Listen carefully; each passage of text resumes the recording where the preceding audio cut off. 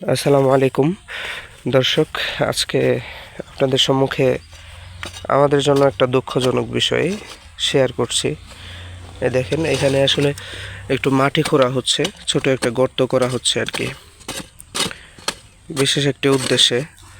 আসলে আমাদের গ্রামের বাড়িতে ছোট একটা রয়েছে আর কি, ছোট একটা মুরগির বিজনেস রয়েছে।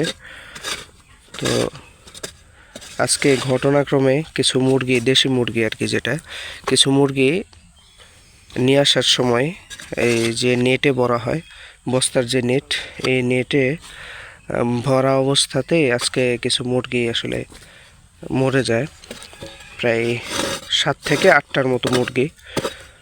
তো এই মুরগিগুলো মরে যাওয়াতে আমাদের মোটামুটি ভালো একটা লসের সম্মুখীন হতে হয়েছে।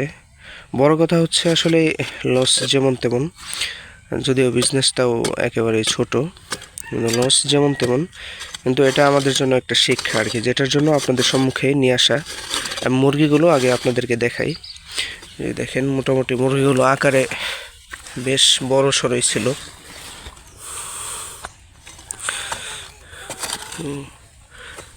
প্রায় 7 থেকে 8টা মুরগি ছিল এখানে। অল্প সময়ের মধ্যে এগুলো মরে গেছে আর কি।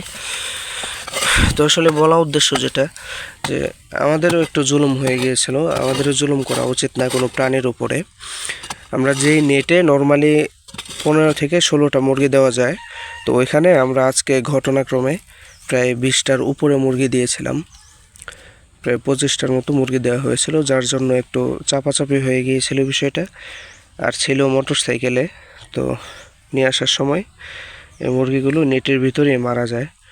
তো এটাই বলবো যে আসলে কারো উপরে জুলুম করা ঠিক না, যেটার খেসারত নিজেকেই দিতে হয়। এই কারণে আমরা কোনো প্রাণীকুল বা কোনো মানুষকে জুলুম করা থেকে বিরত থাকব। আল্লাহ তাআলা আমাদেরকে সেই তৌফিক দান করুন।